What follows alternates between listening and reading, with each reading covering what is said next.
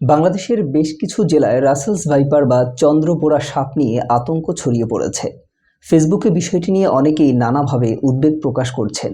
অনেকে প্রচার করছেন যে সাপটি কামড় দিলে দ্রুত মানুষের মৃত্যু হয়। সাধারণত সব ধরনের সাপ মানুষকে এড়িয়ে চলে, কিন্তু রাসেলস ভাইপারের স্বভাব ঠিক উল্টো। নিজেদেরকে বিপন্ন মনে করলে আক্রমণ করে। বিষধর সাপ হিসেবে পৃথিবীতে চন্দ্রপোড়ার অবস্থান পঞ্চম, তবে হিংস্রতা আর আক্রমণের দিক থেকে সবার উপরে। আক্রমণের ক্ষেত্রে এটি এত ক্ষিপ্র যে 1 সেকেন্ডের 1/16 সময়ে কামড়ের পুরো প্রক্রিয়া শেষ করতে পারে। এরা প্রচণ্ড জোরে জোরে হিস হিস শব্দ করতে পারে।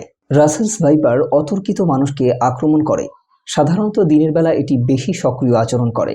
রাসেলস ভাইপার সাপ ঘন জঙ্গল এড়িয়ে চলে এবং ঘাসে ভর্তি খোলা মাঠ, ঝোপঝাড়ে আস্তানা গাড়ে।